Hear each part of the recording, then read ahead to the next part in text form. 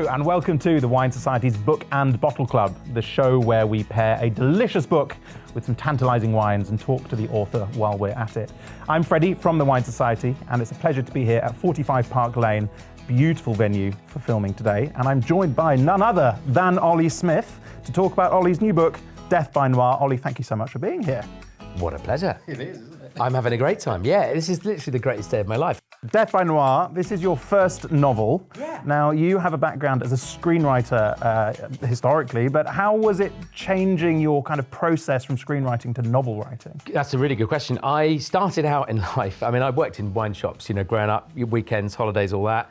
But I was also a screenwriter for Pingu, Charlie and Lola, Wallace and Gromit. So coming to write long-form novel like this was, almost like thinking visually, but thinking it's a 3D thing, because the book centres around a character who obviously loves wine. That's the whole shtick. Talking about wine, all the aromas, all of the flavours, all of the settings, for me that was a real gift, because you can really get inside it. Every wine tells a story, every bottle is a chapter in the life of, a great kind of unveiling of where the wine comes from. And so I felt writing a novel, brought all those things together really, and I thoroughly enjoyed it. I had a great time doing it. It's a unique combination, I guess, your kind of background of screenwriting and wine, capturing all of that in a novel has created something quite special. Yeah. I've been lucky that I've read the book, I loved it. It'd be well worth giving a little bit of a sneak peek for the viewers as to what it's all about. Yes, wine crime is the headline. I figured, people enjoy wine, people enjoy crime. Let's make a new genre. It's called wine crime. And the story revolves around a character called Barclay Flint, who's the proprietor of the Bottle Bank wine shop in Lewes, which is where I live, in the South Downs, now a kind of wine hotspot. The story goes that his great friend, wine grower Victor Crawshaw, goes missing. And Barclay falls into the frame for the disappearance, and using his wine detecting skills, he has to crack the case, solve the crime, and clear his name. So it's together with him, a few other people who work with him in the Bottle Bank, the other starring characters. And for me, it was really important, obviously, to write about Sussex. But with Lewes, you have this built-in ticking clock of bonfire nights. So November the 5th, everything explodes in Lewes. People march down the streets with effigies that they blow up, flaming brands everywhere, huge fireworks display. And I won't spoil the end of the book, but it does have something of an explosive finale. Now, it's a book that as I say, I've finished reading it. I read it over just a short few days. I was so captivated by it. I thoroughly enjoyed reading it.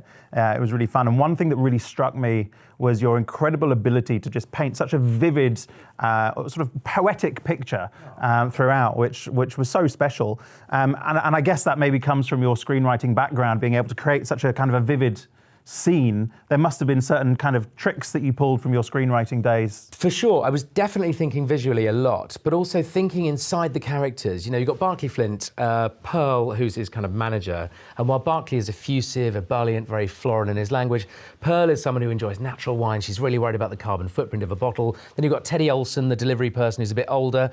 He's a bit more of a kind of, in a lovely way, he's a bit more nerdy. He's the county moth recorder, massively into nature. Then you have Minty Jarvis, a more senior character. She's like almost the heart of the thing, a river running through it, and all of her connections, all of her, OAP friends, they form a kind of ring of information, to kind of draw on. So the characters and their worlds definitely was the sort of heart of it. And I think from screenwriting, begin with characters, and then structure is really important as well. So laying out the 75 chapters, where all the plot lines actually, the cliffhangers happen, where the characters all are, all of that I completely love doing, because it's not in everyday life, you're basically living your life. But in writing a novel, I got to not only write the characters that I really love, I got to write about wine as well. And actually, the nicest bit of feedback I've had, people have been very kind with the blurb, but there was an author, a very famous crime author called Janice Hallett, who read it and said beautiful things, and in fact, her quote will be on the front cover. She's teetotal, and so that meant a lot, because you don't have to know a lot about wine to enjoy the book, but equally, it's sort of that flavour of our world that we know really well. Absolutely. And if anybody is going to convince somebody who may be new to wine that it's something worth getting into, it's Barclay Flint, surely.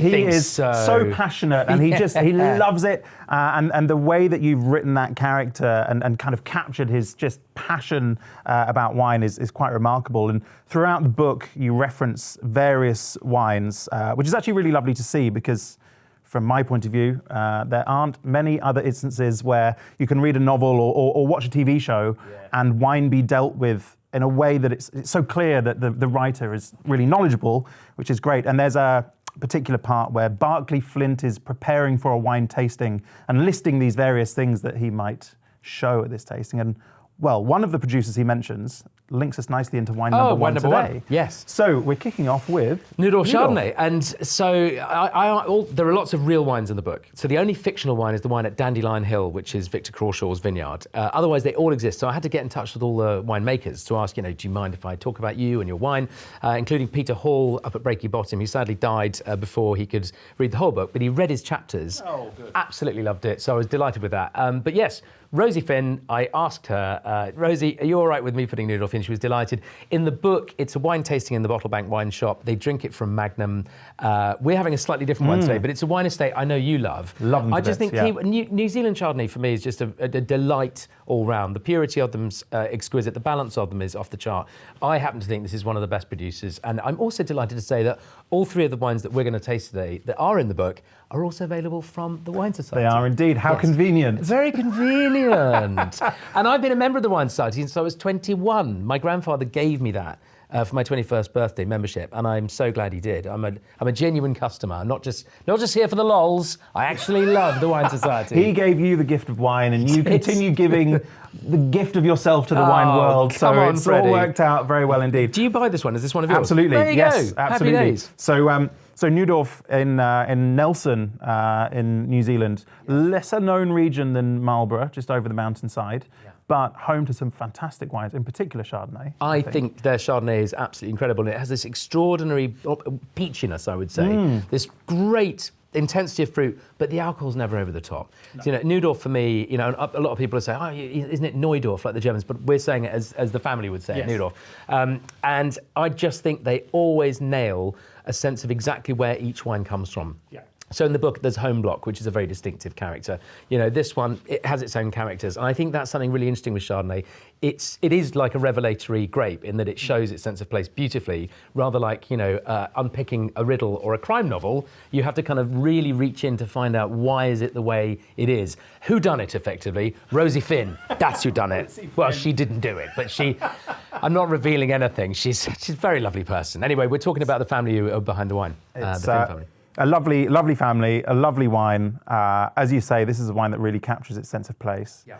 And taking us back to the book and capturing a sense of place, it is, of course, set in Lewis, your hometown, as you mentioned. Yeah. And you bring the town to life so wonderfully, but one place that really stands out is, of course, Harvey's Brewery, which is referenced. Is it references the Lewis Cathedral or something? It's called, the locals call it Lewis Cathedral. And funnily enough, I was round having a look at the brewery just a few days ago, actually, with Miles Jenner, the head brewer. And he was saying that people do actually go on the bridge and genuflect a little, and he finds all that, quite remarkable. But it is a real cultural hub, and it's also a very social hub. The beer itself, Harvey's Best Bitter, is one of my favourite beers in the world. And it has the same, for me, I had the same pride in the heritage of that brewery as I'm sure a tourist would visiting, say, Chateau Margaux in France. I just think it's been going for a very long time. Everything is done by hand. All of the spent materials go to good causes. The grains go off to cattle, the hops are used for feed. I mean, it's all a very enlightened giving back process. And it also brings the town together. It is the emblem of the town, and it's Barclay Flint's favourite drink, apart from the last one we'll come to. He loves a pint of Harvey's. And really, the thing I share with Barclay in this is that when I've been lucky enough to travel and go to wine regions or work away filming or whatever it is, coming home, my sort of rectifier is always a pint of Best in my local pub. And it just is almost like a plumb line, like casting a fishing line into the ocean and just feeling I'm absolutely home. I know exactly where I am. This is something of my place, and I'm so proud and pleased that it's in the book. And it does also feature in book 2, which I'm writing, but we'll come to that, I'm sure. We'll come to that. Harvey's Best Bitter is just a cracker. If you haven't tasted it, I mean, honestly, it's great. That and a packet of scampi fries. I couldn't be happier. I mean, obviously, I love wine and I love, fine dining. Scampi fries and a pint of Best. Come on, Freddie. It doesn't get any better. Well, you said it. There is a saying, it takes an awful lot of beer to make good wine, and I think that you captured that nicely in the book, lacing a bit of Harvey's throughout. And a bit of pub culture, because it's a way to introduce characters. And there's a I'm not going to reveal exactly, but there's a character called Mike Delves who moves through the book. The clue's in the name, he's a bit of a delver. He's sort of on Barclay's case a bit, and he haunts him through the pubs, and Barclay realises, my God, am I being followed? Am I in trouble here? And it's kind of through, not a pub crawl exactly, but just through his local, moving through his local places that he sort of looks around and goes, oh my gosh. But I love that. The prism of real local stuff is very much what the book's about. Now, it might be fair to say, I hope it's fair to say, that there's perhaps a little bit of you in Barclay Flint. I think certainly you could say that, Freddie. with how he infuses about wine and his very kind of poetic approach to tasting notes. Of all the characters in the book, who would you say was the most fun to write? Well, Barclay's up there because he's really florid and exuberant and lovable. I really enjoyed writing a character called Maurice Le Broc, who's slightly villainous. I don't want to give anything away. There's a lot of twists and turns of the book, but Maurice Le Broc lives in a large house called Greenacres. And Dandelion Hill is this idyllic regenerative vineyard run by Victor Crawshaw, friendly to the animals, friendly to the wildlife, very kind of passionate about its wine, only making it for the love of it. Up on the hill, you've got this kind of, this Georgian mansion, very stern, very austere, very dark. And inside this, if you just imagine a stick insect of a man with a shotgun permanently broken over his arm, just dreaming of murdering another pheasant, that's who he is. And he has a wonderful housekeeper called Mrs. McCrae, who is just full of joy and a delight. But I would say writing for those two characters, because she's so long-suffering and wise, he can't see beyond the end of his nose what's going on in his life, but has very high opinions about everything. So it's real kind of fun knockabout comedy. The crucial thing about those two, though, is they don't know they're in a comedy. Yes. If I was playing it, if I was watching it on the screen, it'd be wonderful to have an actor like, someone, I don't know, Hugh Laurie, someone like that, and then, Dawn French, but you could imagine them playing it very seriously, but just bringing a bit of comedy nuance. And that, for me, in this book, I mean this in a kind way, none of the characters kind of, I hope, feel as though they've been overwritten and they feel like they're in a book. I've written them in a very real way so that they have their foibles and their lack of self-awareness as well. And that's why Le Broc was such fun to write for. Now, humour me for the sake of the next segue, but with a name like Maurice Le Broc, is there any French Oh, in yeah. there? So the irony of that was, I spent a bit of time growing up in Jersey, and Le Broc is a bit of a Jersey surname. And I thought, for a kind of little Englander who prides himself on all the things, he's profoundly into, rural affairs, let's say, and all of those sorts of things. But for him to have quite a French name, I just thought it's quite funny. It's just like this guy who's so passionately, always going to sing Jerusalem, and probably loathes the French, but he has a French name, but he'd never admit it to himself. Le Broc is, of course, a high name. It, came across with the Normans, I'm sure. It's that sort of thing. But to him, it would be as British as the Powers. Yes, and quite right too. Lunatic. Absolutely lunatic. Well, so speaking of something French that you couldn't possibly loathe, yes. should we move on to wine number 2? We must. Now, Shall I pour? You pour. If you would. Oh, go on. You go. You go. To me, to you. To me, it's too to nice. you. Thank you. I'm a big fan of this wine. Now, what have we got here? We've got Jean-Marc Burgaud, his Morgon Côte de Puy, granitic hill in Beaujolais. I think Côte de Puy is probably, everyone thinks it's a flattened volcano, but actually it's a load of lava underneath that's formed the granite and, made this. It has a certain powerful character, but he's a winemaker I love. I visited with him, actually, and in the book, this is gifted to, at the moment in the book where this is gifted to, it's somebody who is suffering in a traffic jam because Pearl, the manager of the bottle bank, has she's done a climate protest, yarn bombing. It just involves lots of scarves, woolen scarves. It's trust me, it's really funny and striking. But one particularly sweet person who's stuck in the traffic comes into the bottle bank wine shop, and Barclay very sweetly gives her a bottle of this because he really likes her. So I've always loved this wine. I've always liked Jean-Marc's wines, and yeah, he's a massive fan of Bond. Did you know that? I didn't know that. Yeah, massive Bond fan. I think one of his cuvées is called 007, actually. I would say that this is a wine well worth being stuck in a traffic jam for. I couldn't have put it better myself. I think it's I think delicious. People underestimate the Beaujolais Cru. These villages are, I think, producing some of the best value, I'm going to call them fine wines in the whole world. I remember being out there and tasting his range, and at the time, this was a while ago, but you couldn't really break through 15 quid on some of his top-end stuff. Prices have gone up a lot since then, but I remember thinking, this is the absolute apex of this region. Yeah. If you took that to Bordeaux, or you took it just further north into another bit of Burgundy, you're talking hundreds of pounds. Here it's still tens, and it is ethereal, it's light, it's delicious, and yet it has that puissance, that power. It's so scented. Super scented. How would Barclay Flint describe this wine? Because he has in his shop little handwritten tags around the necks of each bottle with his tasting notes. how would he sum this one up? I think he'd go for something like a seedless strawberry bathing in the petals of a rose. Oh, I think that's It would good. be something like that. It just that silkiness, that smoothness. You couldn't have a seed anywhere near the strawberry character of this wine. It's too silky for that. It's incredibly silky. It smells wonderful. I'm thrilled that I have a little bit in Members Reserves of Have the you Wine really? Society tucked away, Nice. which we'll drink together at some point. Yeah, I'd love that. I've got stacks in my Members Reserve. I took delivery the other day of some Larry Cherubino Chardonnay. And it's so good.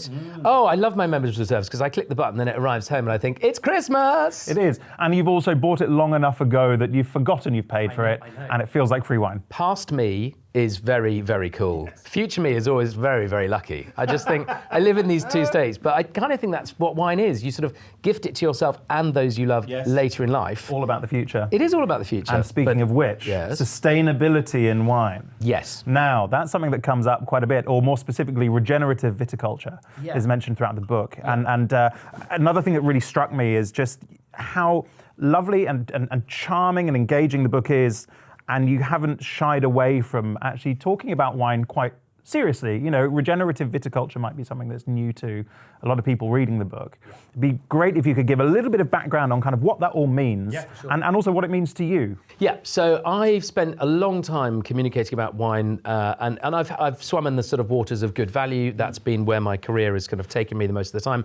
I think the most important conversation to have actually about wine now is about the impact that it has on the local environment, and not just the insects and the bees and the soil itself, on the people who also contribute to the local community. So for me, regenerative is, if you think about sustainability, you know, you're doing things that, you know, return the soil to the condition it was. That's all very well. I think we have to go further, and we actually have to enrich things for the future generations. So we have to take things on. So, you know, people love talking about organic viticulture, biodynamic viticulture, natural wines is all very popular. I think sustainability is also very good. Regenerative, though, that planting, a good example, you know, it's almost the old way of planting. If you have a vineyard, it's a monoculture. If you actually plant regeneratively, you might plant some trees, you know, inside the vineyards, and that's sort of always been a bit counterintuitive because you're shading the vines and everything else. But the roots help strengthen the roots of the vines, and the whole ecosystem benefits. The insect life, we know that if you build up, you know, resilience and a great thriving vineyard, that ultimately it benefits not just the flavours, but the endurability of the wine. So it's a total win on every level. It's good for us, it's good for the planet, it's good for the wine, and also it's just delightful to be around. You know, bees and butterflies in a vineyard. I mean, I love it. And runner ducks. Victor runner is duck a block. big fan of runner ducks. Yeah, and he the is. runner duck block, of course, the sort of top vineyard of the estate. Where did you get that inspiration from? Was there a particular winery that you saw using runner ducks? Well, let's just there's one in South Africa, Springfield, which that stayed in my mind. The ducks kind of patrol around eating the slugs. A lot of inspiration for the book. I have to give credit to Peter Hall at Breaky Bottom. I think a lot of people reading it would understand instinctively that there could be no Dandelion Hill without Breaky Bottom. Breaky Bottom was planted in 1974 by Peter Hall, and he was the place. The place was him, and it's this most beautiful valley in a bottom. That's what they're called in Sussex, and it just has a sense of wonderful isolation. The wines have a real sense of just incredible, unique character.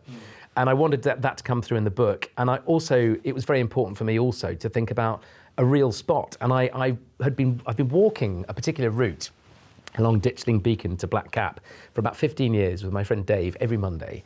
And I realised, just as I finished the book, that the plot for Dandelion Hill is actually on that walk, and I look out over it, and it is a hollow, and it would make a wonderful vineyard.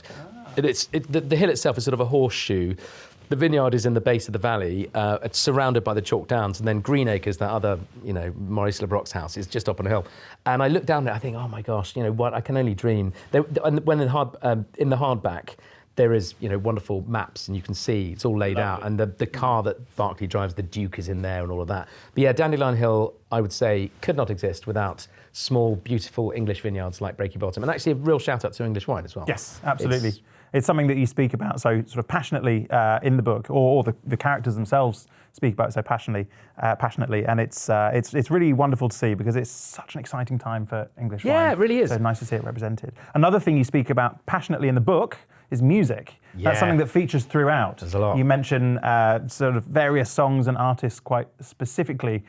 Do you see music and wine kind of very much in the same ballpark? Yeah, I definitely do. I think they both contribute enormously to mood, and they both elicit an emotional response for me. You know, wines have nerve, they have tension, they have character. They are like individuals. Depending on the day, the atmospheric conditions, as you well know, when we taste, they can feel a little different. And music is similar. You know, a big difference from listening to the same piece of music by a wintry fire or in a massive stadium on a hot summer's day. You know, the setting counts for a lot as well. So music is a real character in the book. And my father was a music teacher, and with one eye also on the kind of the screen adaptation, I think it's helpful to think of a soundtrack as it goes. And it's sort of, I think that lends itself also to just giving a backdrop to the reader to say, the current mood of this scene is, you know, if it's like something lovely and easy, like Bye Bye Blues by Burt Kampfer, which is a very beautiful kind of easy piece of jazz, you know nothing terrible is about to happen. But equally, if there's a very dramatic piece of music, it's, something might be occurring. Don't get me wrong, lots of things occur. There's a cliffhanger on every page.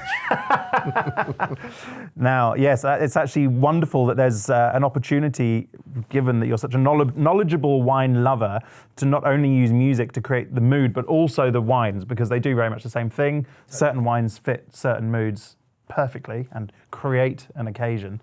So you've got the double whammy there, I suppose, throughout the book of that kind of mood setting and scene setting. Yeah, and I like the idea as well, people can either listen along, because there is a playlist, or they could sip along. Yes. You know, a nice glass in hand, you know, I mean, sitting in the bath, glass of wine, book. I could wear a wetsuit, join you in the other end of the bath. Yes, There's nothing weird about that. We do still have a wine to go, and there is a bath in this wonderful room. I didn't bring my wetsuit, that's the only thing. Rats. Should we go on to wine number 3? We should. Danbury Thank you Ridge. So very this is much. an English wine, and I'm really excited about English wine in general. And I think a lot of the time we'll talk about English sparkling wine, which is quite right. There's great stuff around English white wine. Yeah, Danbury Ridge in the Crouch Valley in Essex, I think this is, I'm going to call it, I think it's currently the top of the tree for English reds. I really, really love it. And I've put it in tastings against Premier and Grand Cru Burgundy, and it holds up incredibly well. I'm just reading the back, actually. It smells wonderful. Yeah, it's brilliant. I just think it's fab. And in the book, Barclay is, at this precise moment, he's never too tipsy, but he gets inspired, you know, with a glass or two, as you would hope. You know, he loves wine. You know, he gets looser in his inquiries as a kind of detective as he kind of goes along. He's in one scene cradling a bottle of this like it's a baby because he absolutely adores the stuff. And then they taste it, and it's a wonderful moment. I won't spoil it, but it's an unlocking of a sort of key point. But yeah, Pinot Noir, wonderful, elegant, great variety. Had to be obviously a Pinot Noir for the book, Death by Noir. Yes, of course. The clues in the title, you know, there is an element of how do we say this, Freddie? Death? Yeah, there's an element of death using some Pinot Noir. I won't say any more than that. Say no more. Say no more. This smells absolutely lovely. There's a kind of combination of juicy, vibrant, sweet fruit, but a lovely earthiness savoury to it as character, well. exactly. Lovely savoury the character. two things, and I think that's the difference, because I've had a lot of English wine that in the past that's a bit reedy, bit green, bit mean, lots of good acidity. Yeah. This has depth, it has body, it has balance. I'm so astonished, you know, to see this early in what we're developing. Give this vineyard 5-10 years. I think we're looking at one of the great vineyards of the world. I really do. I'm not just saying that because I'm patriotic. I love English wine, but I genuinely buy this stuff from the Wine Society. I absolutely love this wine, and also it's a cool bottle. It is a cool bottle, ridged and isn't it? Elegant. Yeah, it's perfect. Yeah, it's unique. And so, would you imagine that this might be the same sort of style as the Runner Duck vineyard of This is very much the sort of thing I had in mind. I mean, I've always been a fan of New Zealand Pinot Noir. I really rate, obviously the Felton Roads are very good, but I actually really like Sam Neill's wines over at Two Paddocks. This is different to that, but it does have that savoury richness. It has real balletic grace. And it's you know, people will talk about wines being ethereal and haunting, and you think, what on earth are you talking about? It's kind of like this. It's just so mesmeric. And yeah, this is exactly the kind of wine I had in mind for Victor Crawshaw. A wine true to its place, and a wine that's thrilling.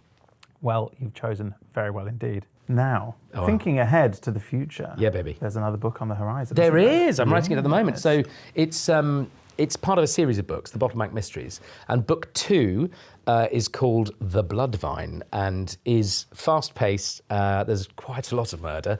And I'm really enjoying writing it. And it's been great going back to the characters because, you know, it's been a year since I'd written the first book. And now I'm on tour. But yes, love being in the realm of these characters.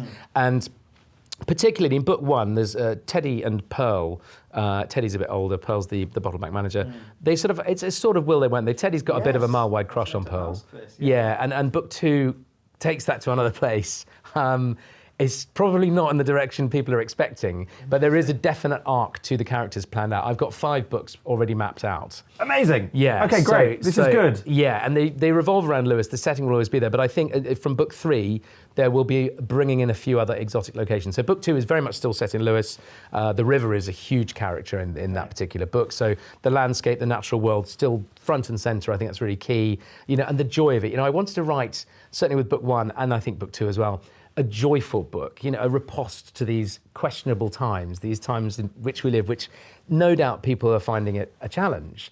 And it's, yes, there's a little bit of murder, but there's an awful lot of love in these books as well. And I just hope people find the characters as delightful to be with as I do, because I miss them when I'm not writing them, is the truth of it. Yeah, that's lovely. You must kind of develop a bit of a relationship with the characters as you go along. And one thing that was so clear throughout reading the book was that it is just so full of love. It's such a charming read, and it must be quite a skill as an author to be able to balance this charming, quaint, sort of very loving, warm vibe with, you know, literally murder. Yeah, a little bit of that. Was that something that was quite hard to get right? Do you know, it really was, because I think there are books that deal with quite dark subjects, and this isn't that. You know, there is a murder, but it's not a very graphic thing. You don't have to be worried. You're not going to be suddenly confronted with all sorts of horrors. You know, it's very much in the background, and the police are there, but it's all much more jovial, and I would say that the denouement as well, the way that it all resolves, I hope feels generous and poetic and true. I can't say any more than that because I don't want to reveal. So far, though, I will say nobody's guessed who done it, which I'm really proud of. Yes. Not yet. Did you guess? I did not guess. No, great. Okay, but good. I don't want to say any more than that. Say nothing. I was shook. Who'd have thought Barclay Flint was the murderer? He's trying to clear his name all along. Oh no, I've given it away. He's just done it. That would be a very funny twist, actually, for book 5. He's been doing it all along. Yeah. Turns out he's a total sociopath. He's not capable of murder. He's a delightful human being. Let me be clear. Oh dear. Well, speaking of delightful, Death by Noir was an absolute joy. Thank you. I loved it very much. It's available at all good bookstores now. And Olly, thanks so much for joining me. Freddie, it's a pleasure. Thanks. I really appreciate it. And I love the ones you buy, quite genuinely. 3 bottles, 3 glasses of wine, and look at us. Look at us. It's a lovin' at 45 Park Lane. Oh yes, 45 Park Lane. Thank you for having us. It's really, really lovely here. I really can't tell you. I've had a ball. It's been great. Thank you very much, Olly. Cheers, Freddie. Cheers to you. Time for a top-up. Oh yes, here. Have some Danbury Ridge. Thank you. Thank you so much for joining us for this edition of the Book and Bottle Club. Do tune in next time. The book Death by Noir is available now in all good bookstores. I would highly recommend picking up a copy, and ideally a good selection of the wines mentioned too, so that you can drink along at home. Cheers, and see you soon.